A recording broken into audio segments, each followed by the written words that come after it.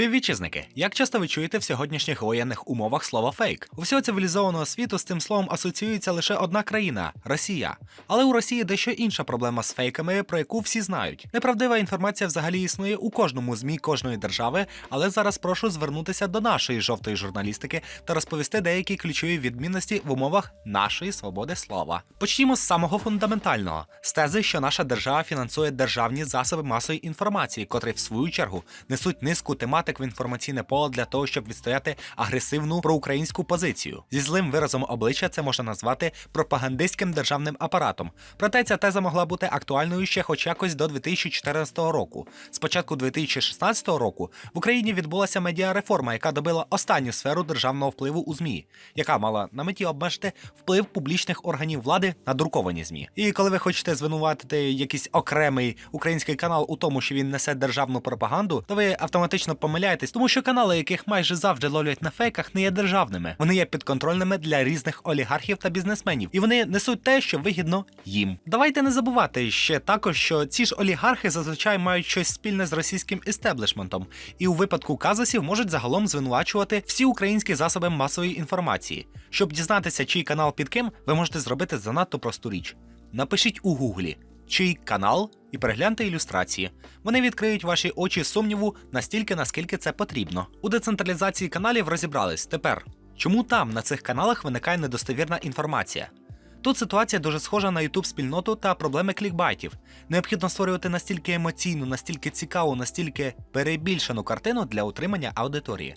Саме через це іноді в українських новинах, які звинувачуються у держпропаганді, з'являються гіпотези, які дискредитують Україну. Прикладом можуть слугувати серія вибухів у російському місті Белгород. Наші ЗМІ з дуже великим бажанням почали озвучувати тезу, що це ми, українці, довбанули по стратегічним об'єктам ворога. Вони чомусь не подумали, що це може йти проти планів нашої армії, дискредитуючи її. Але хто хоче слухати історію про те, що якийсь росіянин перепив та кинув снаряд Другої світової війни собі на пальці ніг? До речі, я сказав про перебільшення. Його ми можемо спостерігати навіть в офіційних джерелах інформації, тому що без нього не обійтися. Виходячи з інформації, яку має держава на конкретний момент часу, можна зробити найприємніший прогноз, але ж не факт, що він буде правдивим. Пам'ятаєте київського фантома?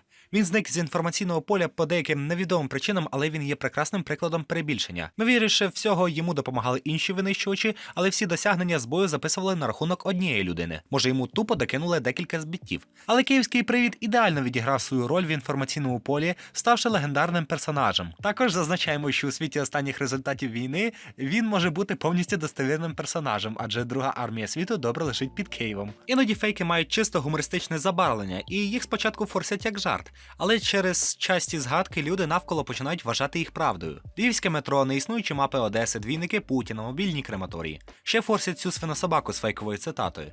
В Демсокері навіть опублікували, та люди обурені тупістю дядька у формі. Найстрашніше, що є у цьому типу фейків – правдивість у фундаменті. Міська рада Маріуполя реально доповіла про присутність мобільного крематорія на території міста, а ми знаходимо об'єктивні докази, що у Бучі російські фашисти вчиняли декілька спроб спалити кадаверів розстріляних мешканців. Проте робили вони це без крематорів. Одесу так і не захопили. Владимир Путін протягом своїх строків дійсно говорив різні взаємовиключаючі речі, які одна і та ж сама людина не могла сказати. Ну і не забуваємо, що окопи на небезпечній радіоактивній зоні дійсно викопані. Проте я вам порекомендую випускати цю інформацію з голови, тому що вона несе не так багато цінності, як інша у дискусії сьогодення.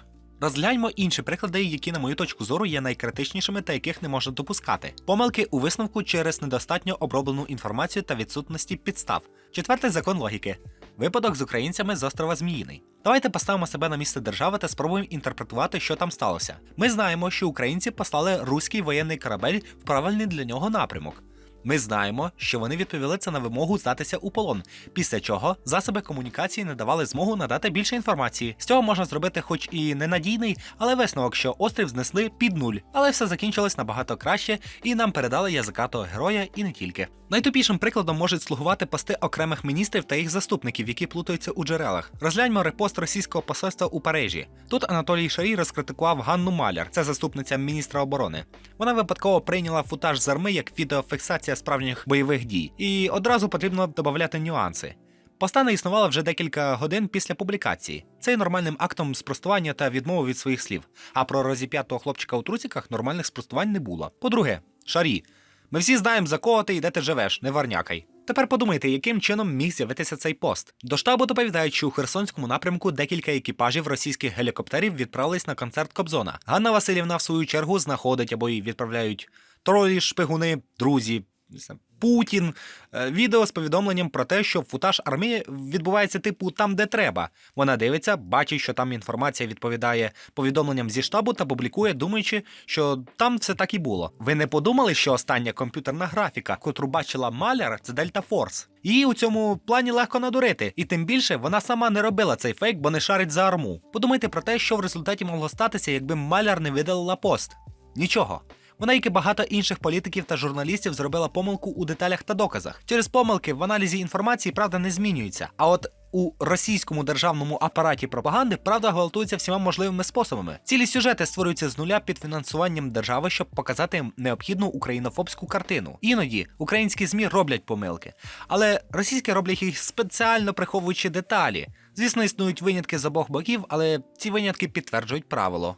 В українських ЗМІ не спостерігається прийом створення інформаційного шуму для приховання якогось факту або створення неоднозначності. Іноді, коли представники України дійсно допускають помилки у своїй діяльності, телебачення або газети, озброївшись виключно бажанням дізнатися правду, викривають неприємні факти для українців. Проблемою українських фейків є те, що вони не несуть сенсу. В них немає цілі, вони є добросовісною помилкою. Насправді ще можуть грати тільки проти нас, тому що держави-конкуренти та їх ЗМІ з дуже великим бажанням будуть вказувати на наші справжні помилки, і ми нічого у відповідь не скажемо або приведемо стрілки.